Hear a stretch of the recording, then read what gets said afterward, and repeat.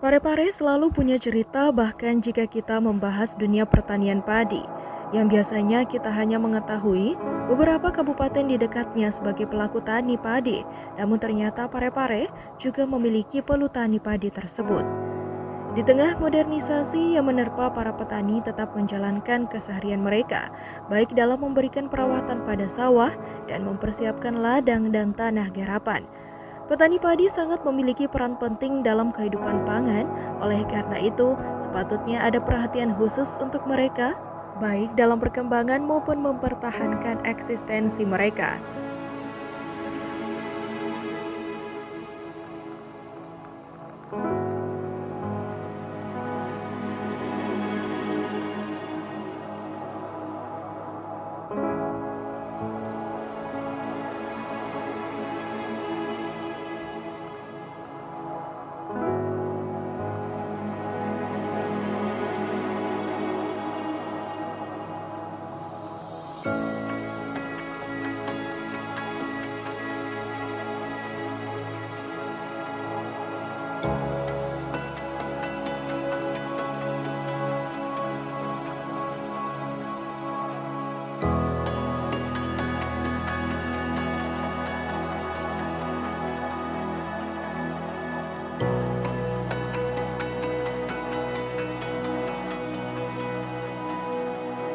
Peran petani dalam rantai pasok komoditas pertanian sangatlah penting. Selain berperan sebagai pemasok utama komoditas tersebut, petani juga terlibat sebagai pihak yang menjual atau memasarkan komoditas yang dihasilkannya. Pada komoditas pokok seperti beras, peranan mereka masih perlu ditingkatkan. Realita yang terjadi di lapangan justru seringkali tidak menguntungkan petani. Rantai pasok beras yang panjang seringkali dikaitkan dengan posisi petani yang tidak menguntungkan karena mereka tidak memiliki kuasa untuk harga gabah kering panen atau GKP dan gabah kering giling atau GKG.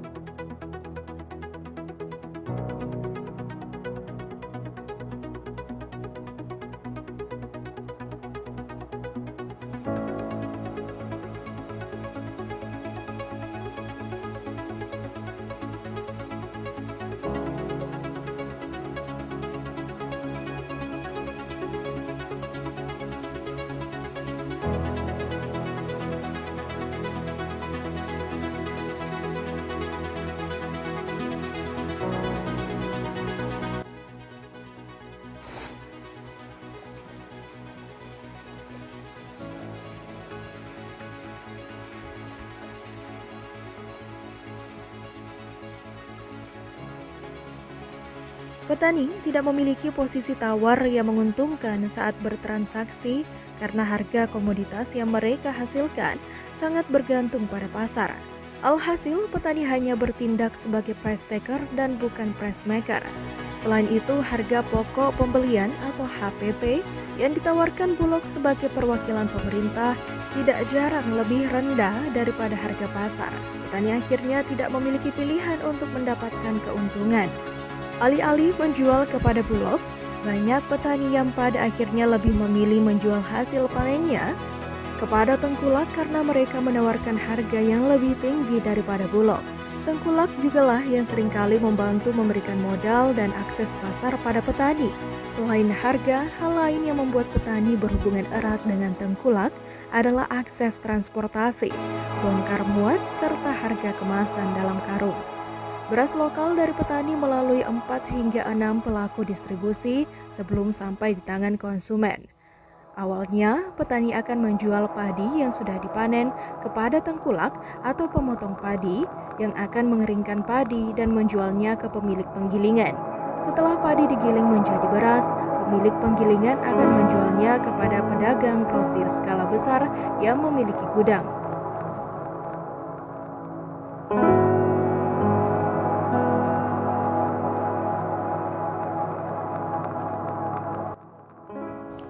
Ya, kalau di sini mulai ini panen ini padi 3 bulan nih.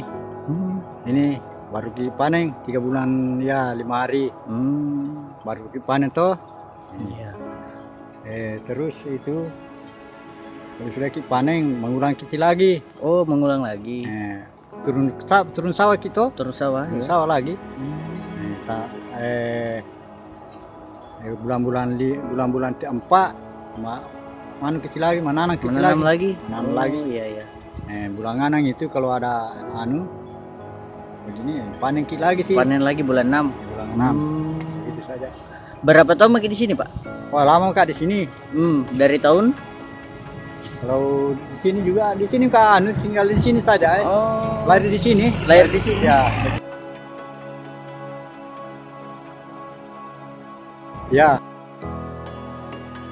Hmm. 80. Oh, jadi besar Ki di sini? Iya, di sini Kak. Hmm. Ini juga besar.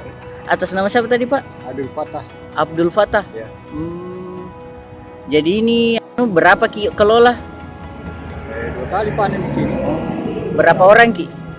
Banyak Kak. Oh, Kalau di sini ada kelompok di sini. kelompok tani. Kelompok tani. Apa nama kelompok tani? Apa namanya itu? Petani Bacu Kiki atau? Tani baju gigi tapi sebenarnya ada meritnya di situ. Oh, ada. Ya. Kalau anunya Pak, pendistribusian padinya atau hasilnya ini biasa kemana saja? Di sini juga dijual ya. Oh, di Tengkulak sini. Di pinggir jalan. Itu biasanya satu kali kalau di tempat berapa? Kalau ini juga 25 hari biasa 80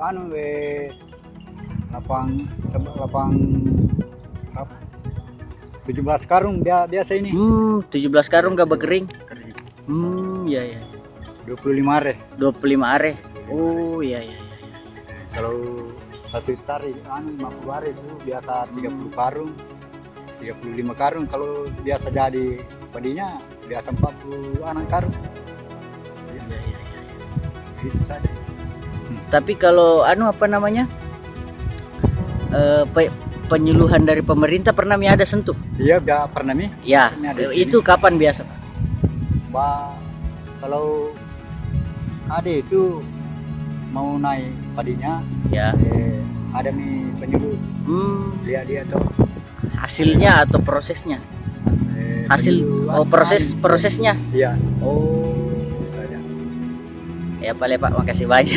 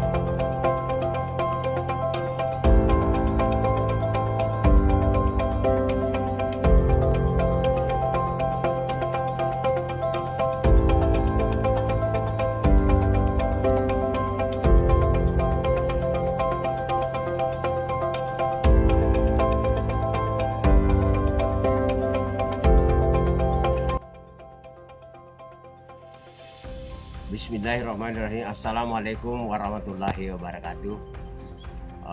Alhamdulillah, puji syukur kita panjatkan kehadirat Allah Subhanahu wa taala pada siang yang berbahagia ini.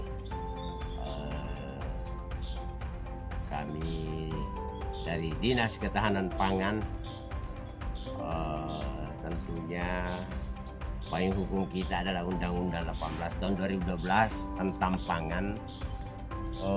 Bagaimana menyediakan pangan dalam jumlah cukup, aman dikonsumsi, dan layak dan berkesinambungan.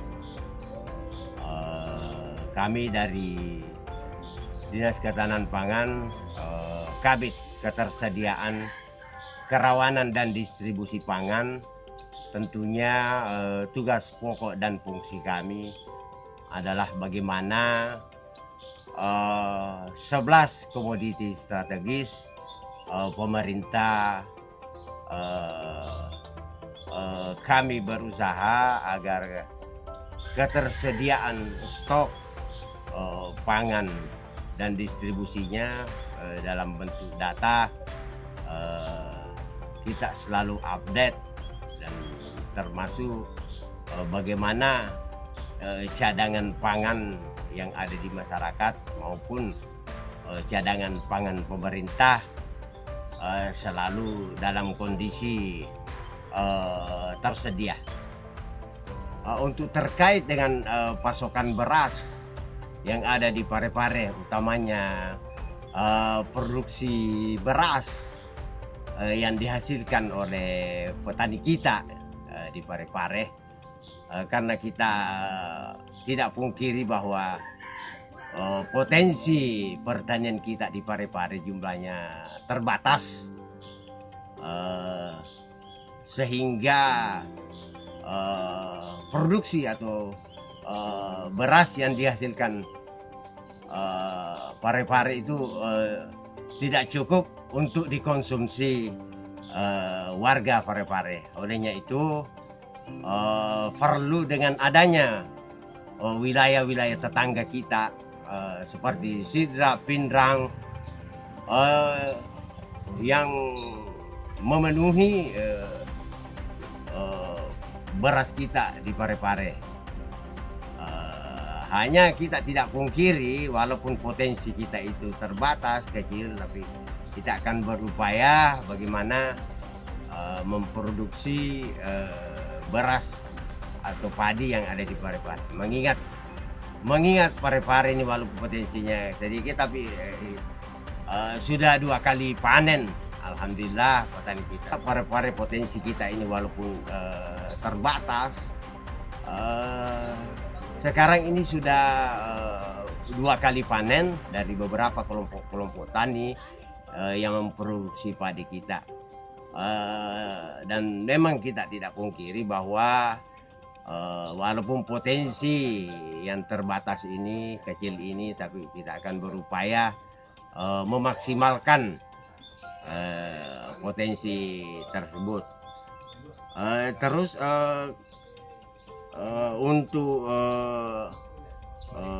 ketahanan pangan ini ada 11 komoditi strategis yang memang harus kita, untuk kami di Dinas Ketahanan Pangan ini, perkembangan ketersediaan dan harga 11 komoditi strategis Kota Parepare itu, karena datanya itu hampir tiap minggu kita kirim ke provinsi sebagai bentuk data. Ya, seperti beras itu ketersediaan 29.301,15 ton, sementara kebutuhan 145,28 ton.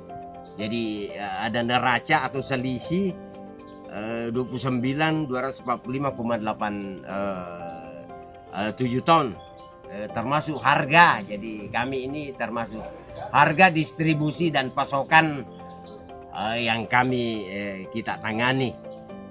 Seperti ini termasuk harga berasnya kemarin ini 9.200, minggu lalu masih bertahan di 9.200. kami dari Dinas Ketahanan Pangan tentunya sangat mengharapkan dan selalu memotivasi petani kita, kelompok-kelompok wanita tani kita agar supaya mari kita sama-sama berkreasi dengan memanfaatkan pola-pola pekarangan kita, memanfaatkan sumber-sumber pangan lokal kita bagaimana. Jadi bukan saja penyediaan kebutuhan konsumsi rumah tangga kita dapat terpenuhi, karena dengan adanya usaha-usaha seperti itu mampu menekan biaya pengeluaran di dalam rumah tangga itu.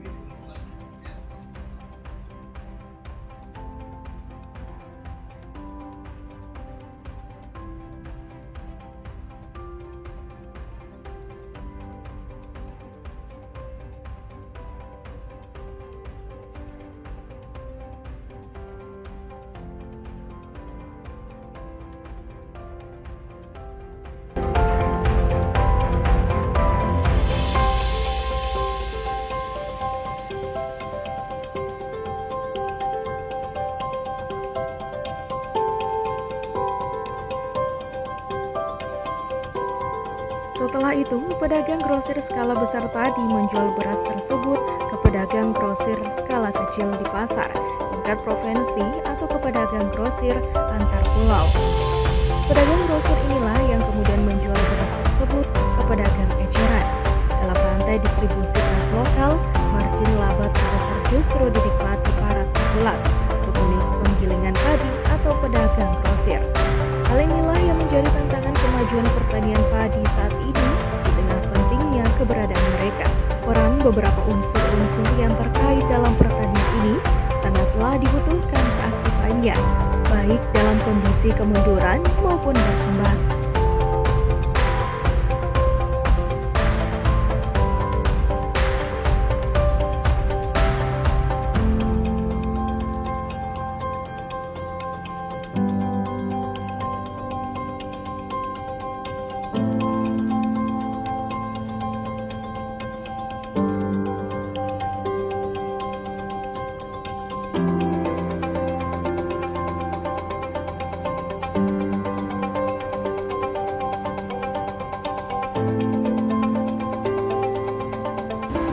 Atas nama siapa, Ki?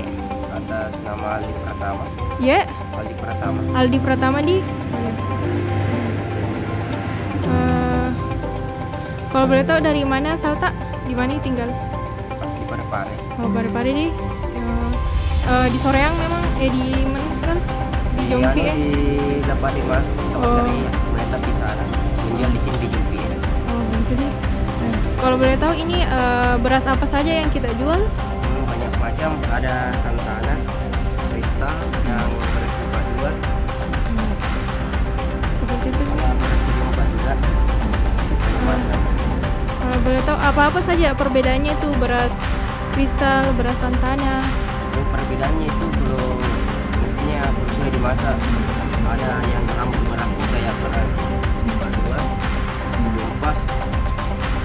Beras santana itu sedang nasinya kalau sudah dimasak, dan beras kristal. Jadi orang biasa beli yang jenis beras yang bagaimana? Kalau kebanyakan itu yang populer itu beras kristal dia. Beras kristal Ini. deh. Oh, iya.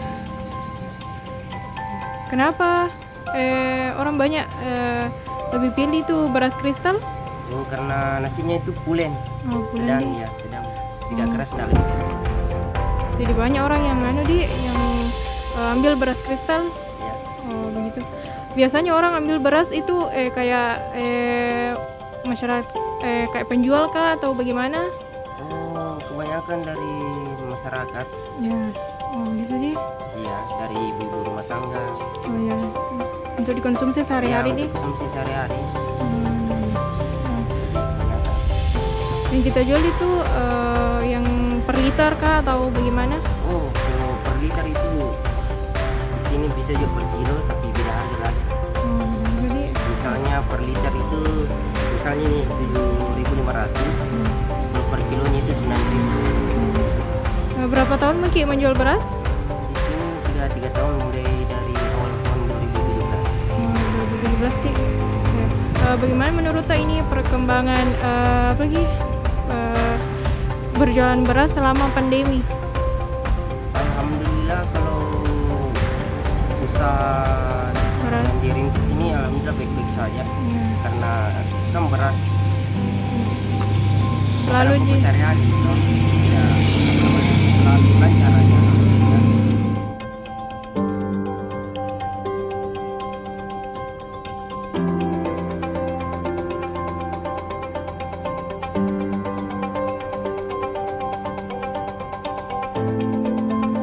Lahan sawah merupakan salah satu ciri kehidupan masyarakat tradisional yang umum dijumpai di beberapa negara yang sebagian besar penduduknya mengonsumsi beras sebagai makanan pokoknya, seperti di Asia, Asia Tenggara, Asia Selatan, dan Asia Timur.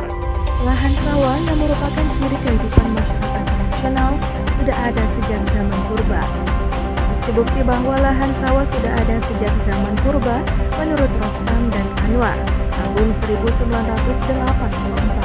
telah dikaji oleh ahli arkeologi yang menginformasikan bahwa pertanian lahan sawah dan tanaman utamanya padi dimulai di India dan Cina lebih dari 1000 tahun yang lalu sebelum Masehi. Kegiatan pertanian lahan sawah dengan tanaman pokok padi mulai dikembangkan di kawasan Asia lainnya, termasuk ke Indonesia. Karena beberapa negara Asia merasa beras cocok sebagai makanan pokok, perkembangan lahan sawah di negara-negara Asia cukup pesat.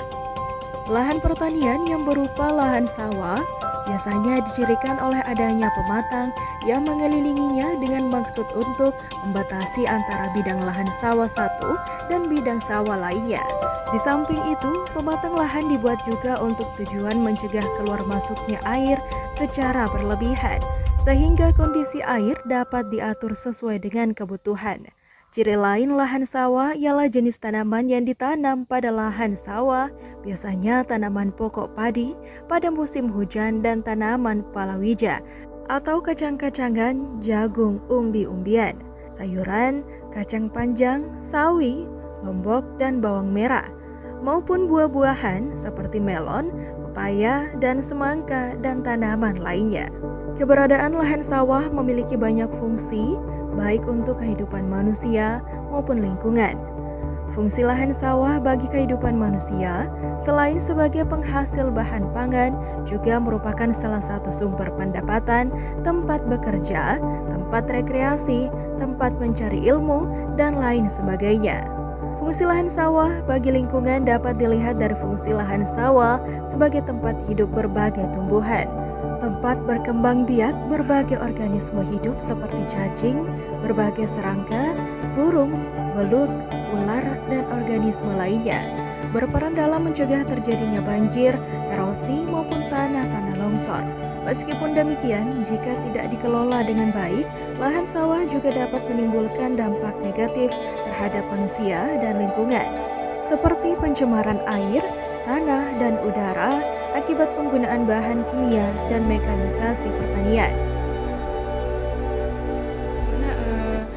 Pertanian dari sisi akademisnya menurut Ibu sebagai selaku yang bertanggung jawab dari sisi akademis pertanian seperti itu? Iya, jadi kita melihat dulu di Kota Parepare secara keseluruhan bahwa kalau kita meninjau pertanian dalam arti luas, itu pertanian itu masuk lingkup pertanian sendiri dalam artian tanaman pangan, hortikultura, perkebunan dan kehutanan, kemudian masuk peternakan, masuk perikanan. Itu dalam artian pertanian dalam arti umum atau dalam arti luas. Sedangkan dalam arti sempit itu pertanian itu ya pertanian dalam artian tanaman pangan, kemudian hortikultura dan termasuk perkebunan. Nah, kalau kita lihat kondisi Parepare, Kota Parepare ini dari sisi pertanian itu kan semuanya masuk yang tadi. Tetapi kalau kita melihat dari sisi pertanian saja dalam arti sempit, hanya ada beberapa wilayah yang memang itu potensinya untuk pertanian, untuk dikembangkan pertanian. Nah, untuk dari sisi perikanan kita melihat bahwa itu sangat potensi untuk dikembangkan, potensi perikanan di Kota Parepare. Nah, kemudian untuk pertanian dari sisi tanaman pangan, kita tahu bahwa hanya ada di Kecamatan Batu Kiki sana, ada beberapa wilayah di situ yang memang potensi untuk dikembangkan ataupun yang sekarang sudah dikembangkan beberapa komoditi. Di sana ada komoditi tanaman pangan, jagung, kemudian kacang tanah, kemudian padi juga. Namun masih perlu ditingkatkan di sana, terutama itu karena masih ada beberapa lahan di sana itu adalah lahannya sawah tada hujan, di mana pertanamannya itu hanya sekali setahun untuk tanaman padi. Selebihnya itu biasanya petani memanfaatkan untuk tanaman jagung dan kacang tanah. Seperti itu, Bu. Kemudian di sini bagaimana sih harapan Ibu mengenai dari sisi akademisnya? Kita tahu pertanian itu masih agak salah satu Unpar menjadi salah satu universitas yang pertama yang memiliki jurusan tentang pertanian. Bagaimana sih, Bu?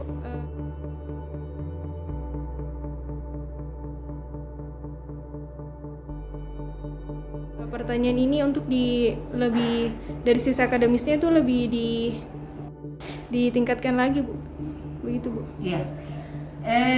Jadi memang di Parepare itu kan baru Universitas Muhammadiyah Parepare memiliki Fakultas Pertanian, Peternakan dan Perikanan. Makanya fakultas kami itu bukan Fakultas Pertanian, tetapi Fakultas Pertanian, Peternakan dan Perikanan. Dengan melihat tadi kondisi di Kota Parepare bahwa bukan cuma pertanian dalam arti sempit saja yang ada, tetapi peternakan juga ada, dari sisi perikanan pun juga ada. Nah, dari kami itu sebenarnya kami berharap ada kolaborasi atau kerjasama dengan pemerintah daerah ataupun pemerintah kota untuk mengembangkan potensi pertanian, ya, potensi pertanian di Kota Parepare. Nah, ada tempat kemarin itu yang yang sementara dikembangkan untuk tempat wisata buah. Mungkin ada tahu itu yang sekarang di sana di daerah Galung Maluang, itu saya rasa itu sangat bagus karena daerah wisata itu orang tahunya kalau di Parepare itu ya bukan ke sektor pertanian, tetapi ya paling ke jasa ataupun juga sektor lainnya, ya. Nah, ini sebenarnya yang perlu ada kolaborasi dengan akademisi bagaimana mengembangkan itu, dan kami juga dari Universitas Muhammadiyah Parepare, khususnya Fakultas Pertanian akan mencoba untuk mengembangkan nanti satu kawasan agro-eko wisata. Itu rencananya mudah-mudahan itu bisa terrealisasi. Nah, agro-eko wisata itu di dalamnya ada tempat wisata dari sisi pertanian, ada tempat pelatihan dan sebagainya, tetapi itu pertanian dalam arti luas, dalam artian ada peternakan, ada perikanan, sehingga ikonnya itu bahwa kalau kita ke Parepare bukan cuma kita berkunjung ke beberapa tempat ini, tetapi ada di sana tempat wisata yang menunjukkan bahwa Parepare itu punya potensi pertanian. Nah, itulah saya kira yang perlu juga nanti dikembangkan sehingga ya Parepare itu menjadi kota selain kota jasa, kota pendidikan, ya itu tadi pertaniannya juga ada. Nah, itu saya kira itu. Semoga kedepannya masyarakat, pemerintah, dan dunia pendidikan melakukan sinergitas yang akan menjadikan dunia pertanian di Parepare semakin berkembang positif, baik dalam keberadaannya maupun pemeliharaan dan siklus kehidupan sosial ekonomi mereka, karena mereka berada di posisi yang sangat-sangat penting bagi kelangsungan komoditas pangan di daerahnya.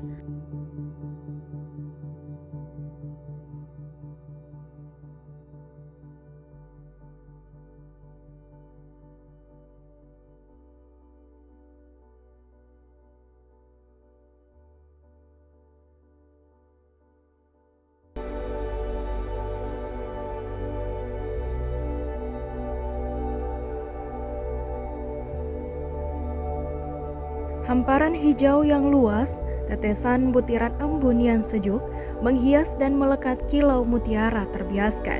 Inilah suasana alam pagi di sawah. Mata pun terasa manja oleh keindahan, terpaku tak pernah lelah menatapnya membasuh kepenatan. Udara sejuk mengisi rongga dada, napas segar hati damai.